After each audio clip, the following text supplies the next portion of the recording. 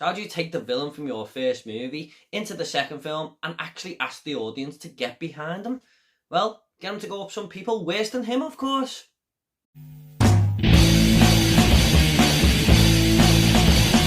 What is up everyone, Movie Worm back again with another review, and it's going to be for the 2021 film Don't Breathe 2, and it's directed by Rodo Sayagues and stars Stephen Lang and Madelyn Grace. Now this tells the story of Norman Nordstrom, yes, the blind guy from the first film, who now has a young daughter to look after. However, the true past of him and her start to seep out, causing tension and eventually chaos when a bunch of other folk decide to break into his home once again.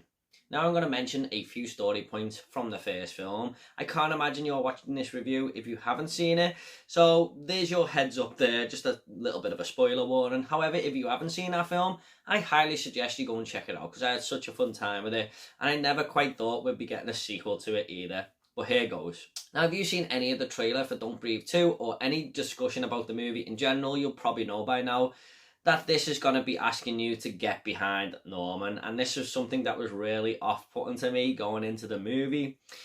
And whilst it does ask of that, it doesn't actually go full Arnold Schwarzenegger in Terminator 2, but it does rely heavily on it. And I'm going to admit right now, this is something I never actually warmed to throughout the entire runtime of this film. I mean, he was quite horrific in that first film, wasn't he? A terrible human being, if you even want to call him a human being. I think a monster is more accurate.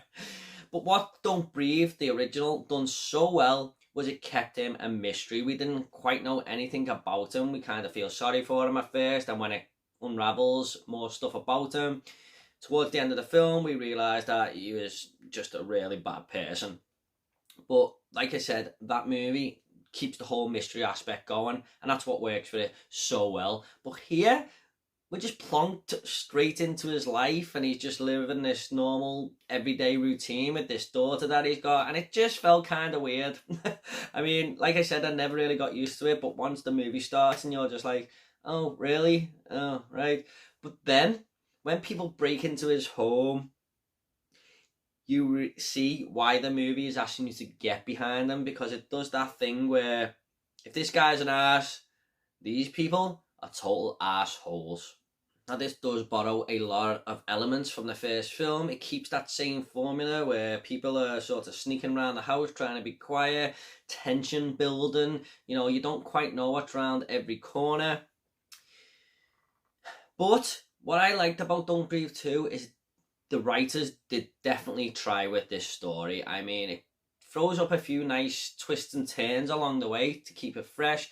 There's some nice location changes. It doesn't exactly rectify the first film. Like I said, it just borrows elements from it. But I appreciate them trying to do something different here. And for the most part, the story really does work well in this one.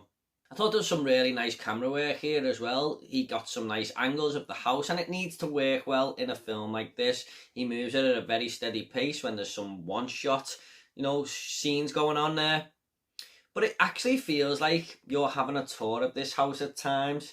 Like, we are there. And I think that's what he was going for, just while all this crazy shit's happening at the same time.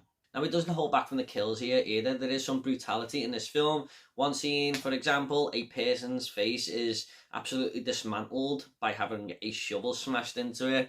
And gorehounds are probably going to appreciate that. But it's never over-the-top stuff. It feels really grounded. And I think that's what makes it more disturbing and realistic. So I thought he'd done a pretty good job of fulfilling the R rating, or 18 rating, if you like. Most of the cast here are kind of generic as well. I mean, everyone does a decent job. No one was really great. No one really put in a bad performance. Everyone was just decent enough.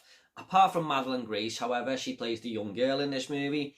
I thought she led this film really well. She's the one we're really meant to get behind here, and she's been shielded from the outside world. She's got no friends, and you kind of feel for her, but I thought she led this film really well for such a young actress. However, this movie does suffer from a few things, mainly trying to get behind Norman, like I've mentioned, but other things like elongated scenes. Now, some of the camera work, like I said, is done really well in this house. Finding the nice angles and moving the camera about nicely, but some of it just tends to drag as well.